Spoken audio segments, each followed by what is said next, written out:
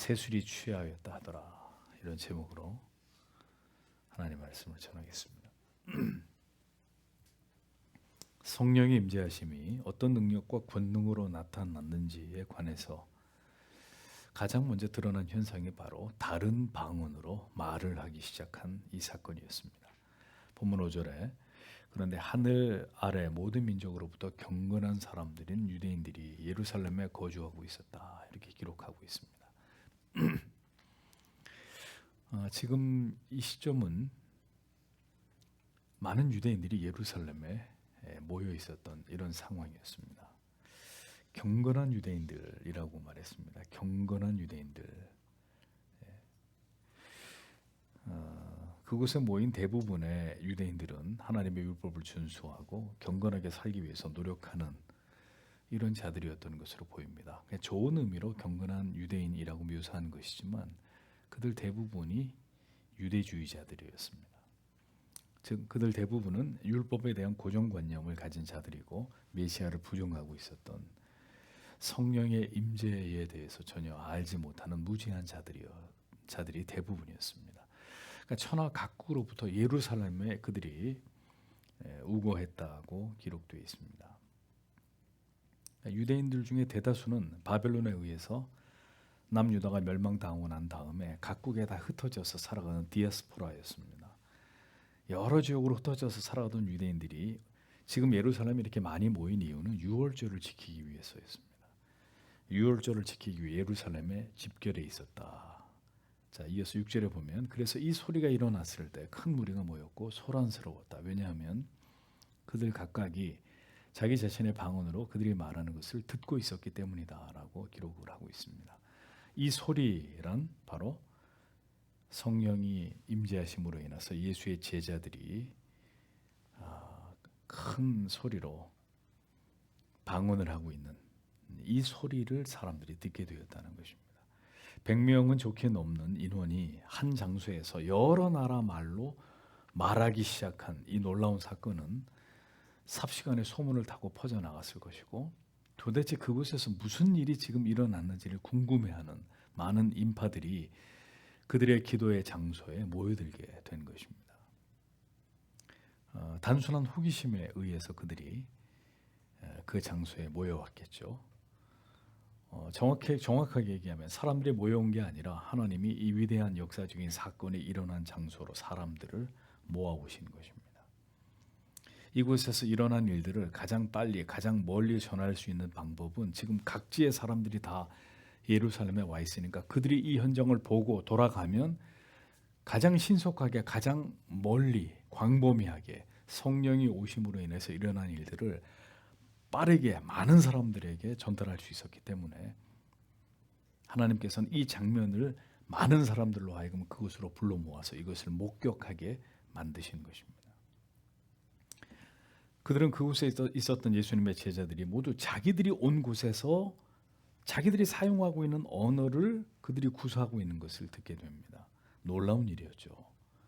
그들은 상당히 이 사건을 보면서 소동했고 7절에 보니까 그들이 놀라고 있었고 기이 여기고 있었다. 말하기를 보라. 이 말하는 모든 자들이 갈릴리 사람들이 아니냐 이렇게 기록이 되어 있습니다. 놀라 기이 여기다라는 말은 입을 다물지 못할 정도로 굉장히 놀란 것을 뜻하고 그 놀라움의 시간이 지나면 지날수록 그 놀라움이 더 커져서 어떤 사건이 지금 여기 일어난 건 틀림없는데 이게 어떻게 설명할 수 없을 만큼 엄청난 이 충격을 사람들이 받고 있었다는 것을 의미하는 것입니다. 그들이 이렇게 놀라고 있었던 이유가 무엇 때문이었느냐? 먼저 그곳에서 기도하고 있었던 사람들이 대부분이 어디 사람이라고요? 갈릴리 사람들이란 말입니다. 그러니까 자기가 살아온 그 지역을 벗어나 본 적이 없는 사람들이 대부분이었단 말입니다. 이 말하는 사람이 다 갈릴리 사람이 아니냐?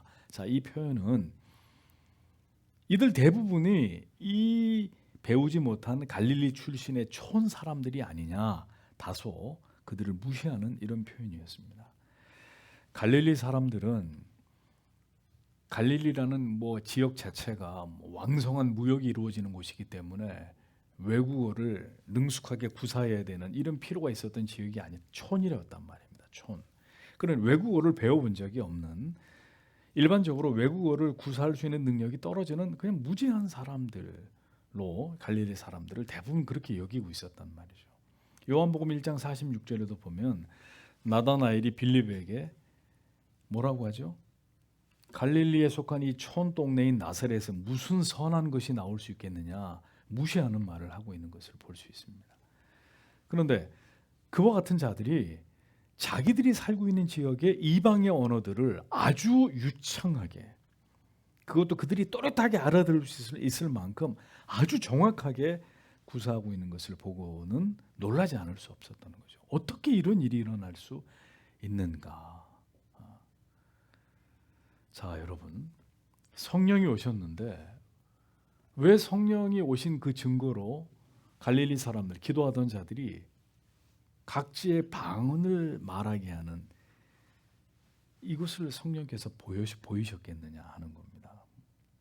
이것을 통해 하나님이 뭘 보여주시고 뭘 깨닫게 하시려고 하신 것이냐. 첫 번째는 성령의 능력이죠.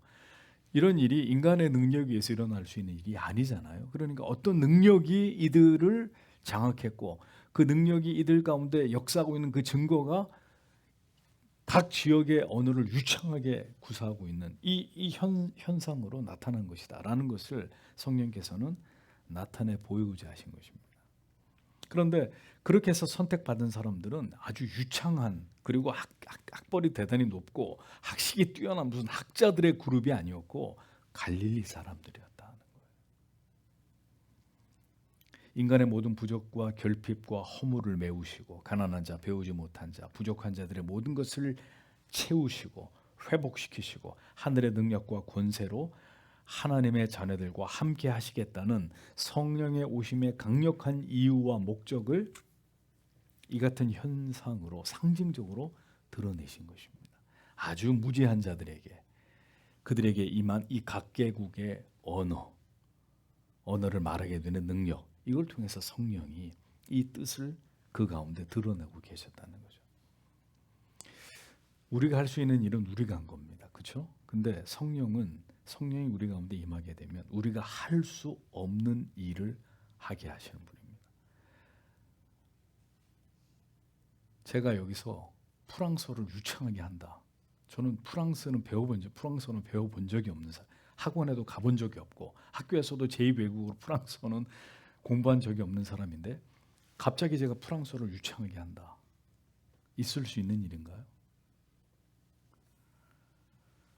그러니까 무슨 일이 일어났다, 어떤 능력이 저들에게 임했다라는 것이 표면적으로 가장 잘 드러나게 되는 것이 바로 이러한 한 번도 배워본 적이 없는, 그러나 각 지역의 언어를 매우 유창하게 구사하게 되는 이것을 통해서 이것이 드러난 것입니다. 도무지 일어날 수 없는 일이 일어났다. 누가 그것을 일어나게 했느냐? 그들 가운데 강림하신 성령이 그 일을 행하게 하셨다. 성도 여러분, 우리가 언제나 예측하고 가능하다고 생각하는 일에 대해서 성령은 역사하시지 않습니다. 성령은 언제나 예측 불허해. 도무지 우리의 힘과 능력과 지혜로 감당하기에는 절대로 쉽지 않은, 아니 불가능한 일에 성령은 개입하시고 간섭하시고 마침내 그 일을 그들을 통해서 이루어지도록 역사하시는 분이 성령이십니다. 그 증거를 보여주는 거예요. 갈릴리 사람들에게서 일어날 수 없는 일이 일어나지 않았느냐? 누가 그렇게 한 것이냐? 성령이 하신 것이다. 그러므로 성령을 믿는 교회는, 성령을 믿는 그리스도인들은 제한하는 것이 없습니다. 언제나 우리의 생각보다 더 위대하고 더 크신 분이 하나님이라는 것을 믿고 성령을 믿는 공동체, 성령을 믿는 성도들은 이 땅에서 제한받는 것이 없습니다. 하나님의 말씀을 토대로 우리가 성령을 의지하고 나아갈 때 반드시 하나님이 우리와 함께 하시고 하나님의 능력 가운데 하나님의 일들을 우리 안에서 우리를 통해서 이루신다. 이것을 믿는 사람들이 성령을 믿는 사람들이고 교회고 참 성도가 되는 것이죠. 성령께서는 이렇듯 인간적인 배경이나 지식이나 여러 자랑할 만한 조건이 있는 사람들을 모두 배제하시고 갈릴리 사람들에게 자신의 임재를 드러내신 것입니다. 9절 이하에 나타난 지역을 언어별로 다시 재조합을 해보면 이렇습니다. 바데메데, 엘람, 메소포타미아는 바벨로니아 지역으로, 이 바데메데, 엘람, 메소포타미아, 유대, 아라비아 이 나라들은 모두 세머를 사용하는 지역입니다. 또 유대와 가바도기아, 본도, 아시아, 부르기아와 밤빌리아, 시리아, 이거 여기 시리아 지역인데 아시아, 애굽, 구레네는 헬라어를 사용하고 있었고 애굽, 리비아, 구레네는 애굽 지역이었습니다. 로마는 라틴어를 사용하고 있었기 때문에 자 보십시오. 자 그러면 이 자리에 모인 사람들이 대략 세 가지 지역에 세 가지 언어를 구사하고 있었다라는 것을 알 수가 있는 거죠. 세 가지 지역에서 사용되는 세 가지 언어, 세머, 헬라어, 그 다음에 라틴어. 11절에 보면 우리가 다 우리의 각 방언으로 하나님의 큰 일을 말함을 듣는도다라고 기록이 되어 있어요. 자, 방언을 말하기 시작하는데 제자들이 각 이 세 지역의 언어로 말을 하기 시작하는데 그 말하는 내용이 뭐냐? 내용이 성경에 하나님의 큰 일이라고 되어 있습니다. 하나님의 큰 일이 뭘까요? 바로 예수 그리스도를 통해서 우리에게 전해주신 복음이죠. 복음. 성령이 예수의 제자들과 무리 위에 부어지자 그들이 엉뚱한 말을 떠들어댄 게 아니라 각 나라의 언어로 일목요연하고 논리정연하게 뭘 얘기했느냐? 하나님의 아들 예수 그리스도를 통해서 하나님이 이루고자 하는 이 구속의 사건, 이 복음을 그들이 유창하게 이것을 전파하고 있었다라는 것입니다. 다른 얘기를 한 게 아니란 말이에요. 성령 충만을 받은 제자들은 세계 도처에서 온 순례자들에게 그들이 모두 알아들을 수 있는 그들의 방언으로 하나님의 예수 그리스도를 통한 구원 사역을 증거했습니다. 이것은 바로 요한복음 16장 14절에 예수께서 예언하신 말씀에 대한 성취라는 것을 보여줍니다. 뭐라고 예언하셨습니까? 그가 내 영광을 나타내리니 내 것을 가지고 너희에게 알리겠음이니라. 여기서 그가 누구죠? 성령입니다. 성령. 예수께서 하신 말씀이잖아요. 그가 내 영광, 여기서 내는 예수 그리스도를 말하는 거고요. 성령이 내 영광을 나타내리니 내 것을 가지고 예수 그리스도가 하신 말씀 모든 복음을 가지고 너희에게 알릴 것이다. 성령이 오셔서 이 예언이 성취된 것이라는 거죠. 하나님께서 그의 아들을 통해 행하신 이 위대한 일은 바로 그 시로부터 모든 나라와 민족과 열방을 향해서 그리고 오늘까지 전해지고 있는 바로 이 위대한 복음이라는 거예요. 그러니까 성령이 오신 이유가 뭐냐? 은사 주려고, 병 고치려고, 귀신 쫓아내려고 천만에. 복음이 온 세계에 증거되게 하기 위해서 성령이 오셨다. 그럼 그 성령이 온 세계에 복음이 증거되기 위해서 사용하시는 도구가 뭐냐? 에클레시아, 교회라는 것입니다. 성령을 부어주신 목적은 예언이나 방언의 은사를 통한 은사운동을 하라고 주신 것이 아닙니다. 축기를 하라고 주신 게 아닙니다. 이런 저급한 특정한 은사운동으로 성령의 역사를 귀결시키는 것은 중대한 성령에 대한 모독이 아닐 수 없는 것입니다. 성령은 우리와 함께 하시며 능력을 힘입어서 땅 끝까지 복음을 전하게 하기 위해서 우리 가운데 임재하신 것입니다. 얼마나 많은 이 성령론에 대한 엉터리 설교, 엉터리 교회, 엉터리 이 은사주의자들, 그들을 우리가 보고 들어왔습니까? 성령은 우리와 함께 하심의 능력을 힘입어서 주님이 오시는 그날까지 이 복음이 전해지고 이 복음이 가르쳐지고 이 복음이 깨달아지고 이 복음을 통해 예수를 믿어지게 하는 이 일을 행하기 위해서 지금도 우리 가운데 계시는 것이다. 그래서 성령은 바로 복음을 전할 때 진리를 진리답게 증거하는 그 시간에 성령은 지금도 우리 안에서 역사하시는 것입니다. 여러분들이 누군가를 위해서 간절히 기도하고 그에게 예수 믿으십시오. 형제님, 자매님, 아무개님, 예수 믿지 않으면 우리는 지옥에 떨어질 수밖에 없습니다. 예수를 죄를 회개하고 예수를 믿으시고 아무개가 구원을 받으시기를, 영생을 얻으시기를 바랍니다. 이 짧은 진리 속에 성령은 가장 강력하게 역사하시는 것입니다. 오직 참된 진리 안에만 능력이 있습니다. 복음 안에만 성령의 능력이 있습니다. 근데 왜 오늘 이 시대의 교회와 그리스도인들은, 목회자들은 이 진리를 버리려고 할까요? 왜 설교를 할 때 하나님의 말씀을 가지고 설교를 하면 되는데 드라마를 얘기하고 세상의 문학을 얘기하고 예술을 얘기하고 정치를 얘기하고 이런 이야기들을 왜 하는 걸까요? 왜 진리를 부끄러워하는 것일까요? 진리를 자꾸 세상과 타협하려고 하는 것일까요? 진리를 가지고. 왜 세상의 방법들을 가져와서 교회가 그리스도의 피 묻은 복음을 내려놓고 세상의 고상한 지식, 철학, 인간의 행복과 번영만을 논하려고 하는 이런 유혹에서 벗어나지 못하는 것일까요? 성령의 역사를 모독하는 행위가 된다는 거죠. 오직 복음 안에만 사람을 변화시키는, 영혼을 변화시키는 능력이 담겨 있습니다. 복음만으로 충분한 것입니다. 사람들이 가진 출중한 조건과 자격 때문에 복음이 힘있게 증거된 것이 아니었습니다. 제자들이 모두 탁월한 전도자의 자질과 능력을 갖추었기 때문에 그들은 복음을 전하기 위해서 선발된 우수한 제원들이 된 것이 아닙니다. 그래서 그들을 통해 전 세계 복음이 전해진 게 아닙니다. 그들은 대부분 무식한 갈릴리 사람들이었습니다. 그러나 성령이 그들에게 임하게 되자 그들은 성령에 사로잡혀서 복음을 전하는 탁월한 증거자가, 사도들이 되었습니다. 전에 없던 능력을 하늘로부터 부음받게 되었던 거죠. 지상교회는 이 성령의 능력을 힘입어서 이 땅 가운데서 복음의 빛을 전하는 등대의 사명을 감당하는 것입니다. 교회는 다른 곳을, 웅장한 예배당을, 사람의 규모를 자랑하는 것이 아니라 그리스도의 피 묻은 복음만을 선포하고 그 가치만을 지켜내서 어두운 세상을 비추는 존재가 교회입니다. 자, 더 놀라운 것은 이 성령이 임하신 시기를 보십시오. 각 나라와 지역에 흩어져 있었던 디아스포라였던 유대인들이 6월절을 맞이해서 예루살렘에 집결했던 이 시점이었습니다. 이것은 우연이 아닙니다. 하나님이 모든 것을 고려하시고 계획하셔서 가장 강력한 이 성령을 통한 복음의 폭탄이 투여될 시점을 하나님이 딱 준비하신 것입니다. 예루살렘을 그 진원지로 삼아서 그날 그곳에 성령이 임하시고 이 방언의 역사가 나타나는 것을 통해서 강력한 복음의 폭풍이 온 인류에게 전파되기 시작하도록 하나님이 이 모든 것을 계획하시고 그대로 연출하셨다는 겁니다.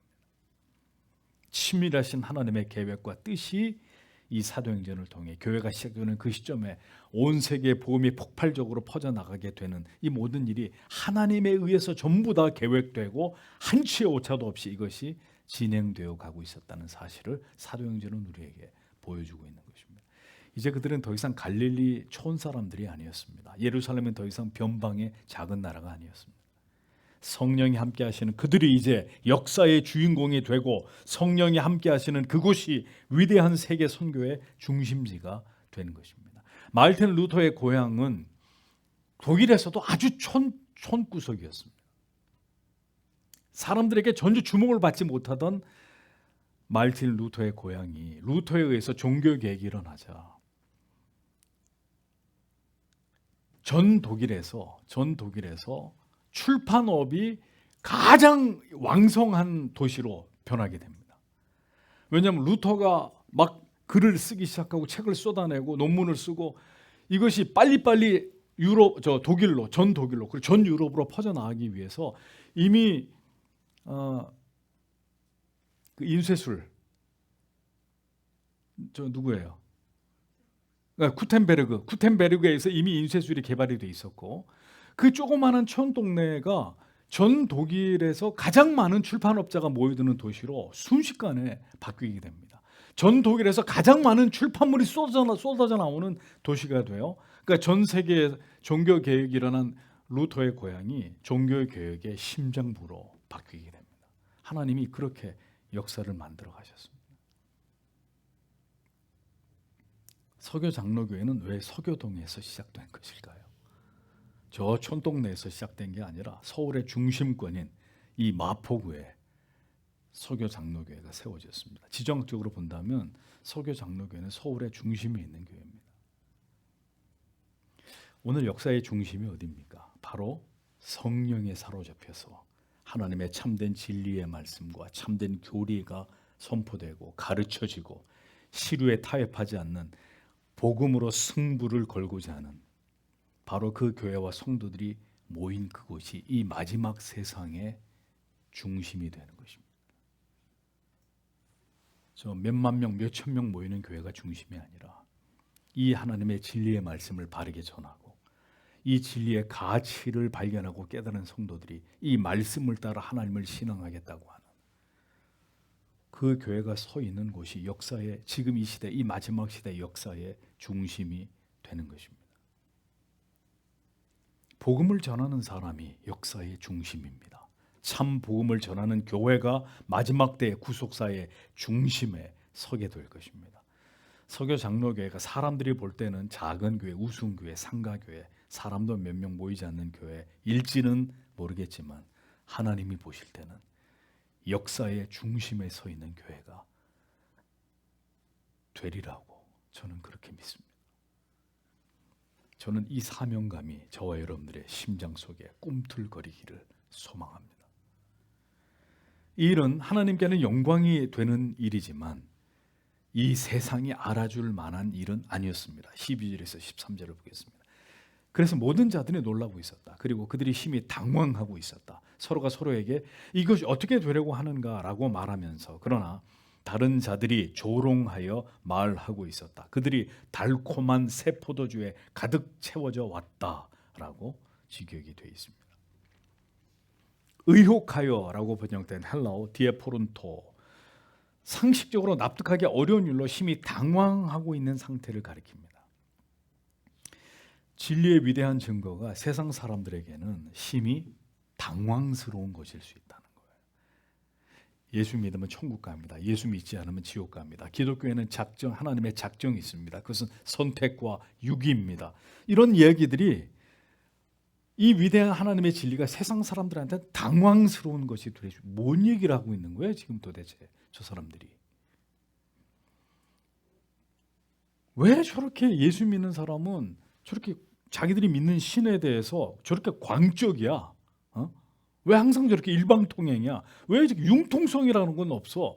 세상 사람들이 당황하는 거죠. 신앙이 뭐길래 세상을 포기하고 저 신앙에 사람들이 매달리는지 세상 사람들은 도저히 이해할 수 없어서 당황해야 하는 것, 그들을 그토록 당황하게 만드는 것, 그게 뭐냐? 복음이라는 거예요. 자, 어떤 이들은 조롱했다고 했습니다. 주께서 사랑하시는 성도 여러분, 복음은 조롱받는 것입니다. 신앙 때문에 세상에서 조롱받는 것이 신자가 걸어가는 길입니다. 세상에서 꽃가루가 뿌려지고 높임을 받고 박수 갈채를 받는, 그게 우리가 가는 길이 아니라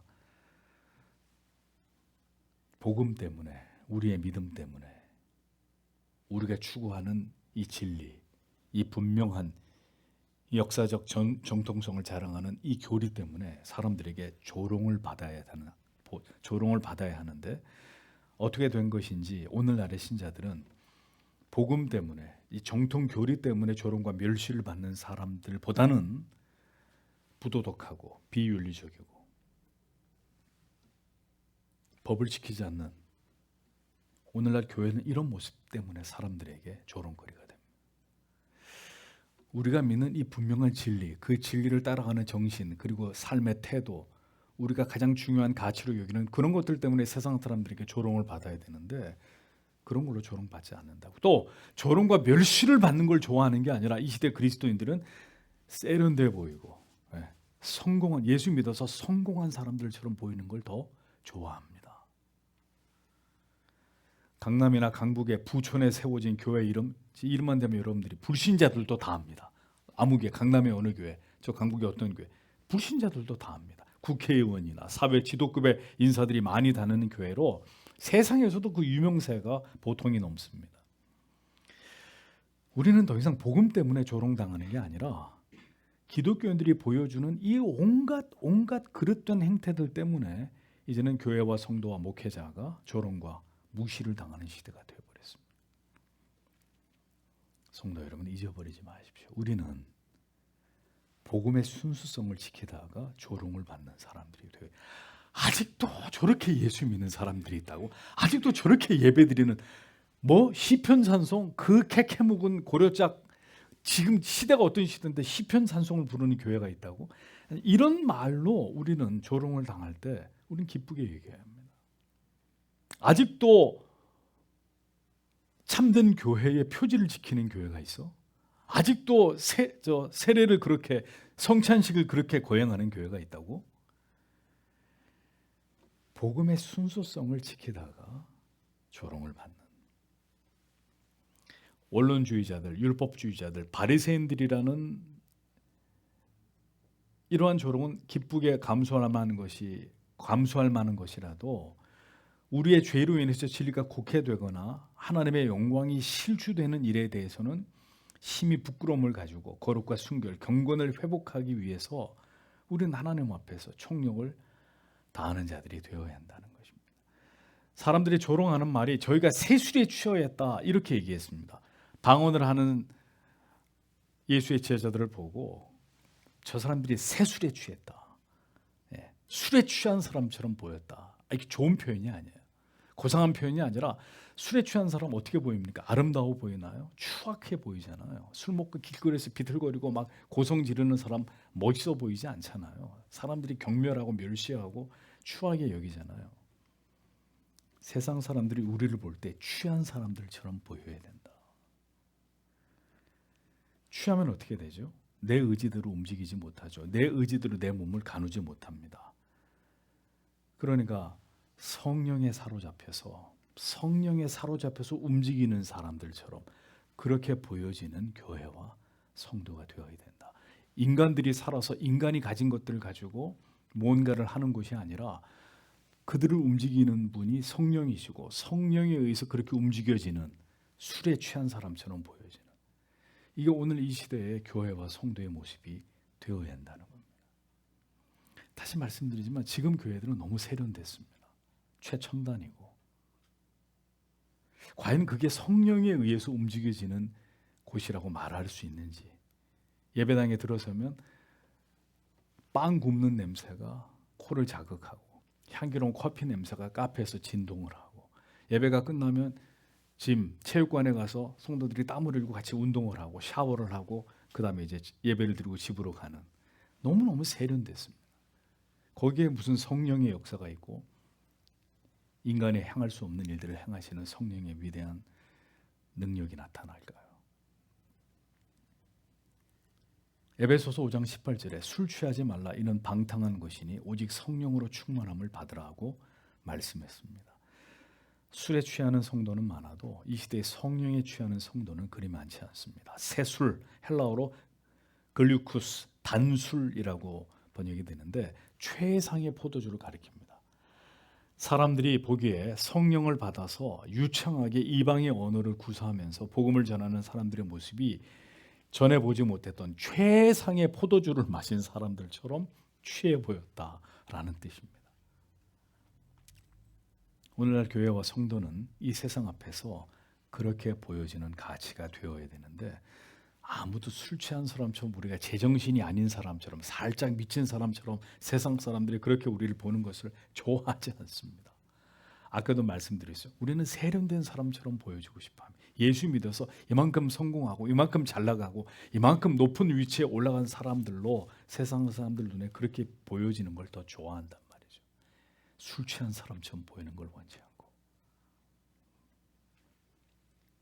격이 떨어지는 온갖 비진리, 비복음, 타락한 영성운동으로 인해서 모든 한국교회가 뒤집어쓰고 있는 이 오해들을 다 걷어내고 순수한 복음을 가지고 승부를 거는 취하기는 취했어도 적어도 세상이 감히 따라올 수 없는 격이 있는 하나님의 진리를 깨닫고 그 진리의 말씀을 따라 세상 사람들이 감히 따라올 수 없는 그런 삶을 추구하는 그런 모습의 취함으로 우리 안에 역사하시는 그 하나님을 드러내고 자랑하고 높여드리면서 우리가 믿는 이 진리를 증거할 수 있는 능력의 공동체가 되어야 한다는 거예요. 그냥 세상과 사람들한테 빌붙어서 세상에게 아부하고 아첨하고 제발 우리 교회 와주십시오. 우리 교회는 당신들을 잘 섬길 것입니다. 우리 교회에서는 바자회 해가지고 이런 옷도 10,000원에 팔 테니까 가져가서 잘 입으시고, 예. 그런 짓들 하지 말고. 성도 여러분, 저는 이 사도행전 말씀을 묵상하면서 꿈을 꿉니다. 어떤 꿈을요? 초대교회, 그 공동체를 가슴에 그려봅니다. 적어도 교회의 시작은 이와 같았는데 오늘 이 시대의 교회의 모습과 그 시대의 교회의 모습을 겹쳐 보았을 때 얼마나 많은 부분에 일치감이 있는가. 사도행전은 초대교회를 보여주는 오래된 그림책이 아닙니다. 우리가 지금도 품어야 될 참된 교회의 모습입니다. 교회는 적어도 어떠해야 되는가? 교회는 무엇으로 그 교회는 움직여져야 되는, 그 교회의 원동력은 무엇인가? 이 마지막 때에 다시 한번 하나님의 거룩하신 뜻 위에서 성경을 중심으로 한 성령 운동의 참 진원지가 이 시대의 많은 교회들에게서 세워져야 합니다. 그 교회 중에 하나로 서교 장로교회가 될 수 있기를 우리는 오늘도 기도해야 합니다. 그렇다면 어떤 기도가 필요할까요? 하나님, 우리에게 성령의 능력을 배나 부어주십시오. 우리는 분명히 성령이 우리와 함께 하십니다. 그래서 우리가 예수를 믿고 있고 오늘도 여러분은 이 자리에 나오셔서 말씀을 듣고 있고 깨닫고 있고 불이 꺼지면 기도하실 겁니다. 그런데 그 정도 가지고는 안 되고 하나님 성령의 능력을 배나 우리에게 부어주십시오. 우리가 그래서 우리 가운데 살아 역사하시는 성령의 능력을 우리가 느끼고 경험하고 맛볼 수 있어야 합니다.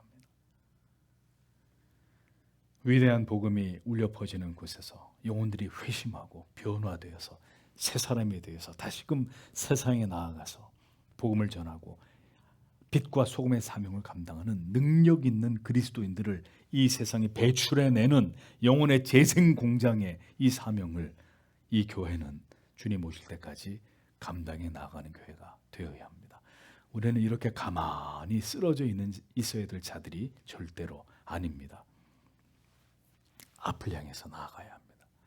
사도행전 교회의 복원을 목표로 힘차게 앞을 향해서 전진하고 또 전진해 나아가야 합니다. 이 마지막 때에 다시 한번 성령의 거룩한 부흥을 꿈꾸면서 초대교회 성도들의 그 신앙의 야성을 우리가 다시 회복하고 우리에게 주신 이 믿음을 굳게 지키면서 이 마지막 때에 오직 하나님의 영광을 위해서 달려가는 하나님의 사람들이 모인 하나님의 교회, 그것이 우리가 꿈꾸는 교회가 되어야 할 것입니다. 주님께서 우리 모두에게 그와 같은 마음을 주시고 이 교회를 그렇게 이 마지막 때에 사용해 주시기를 오늘도 이 자리에 모이신 성도 여러분 다 함께 하나님 앞에 기도하고 돌아가기를 원합니다.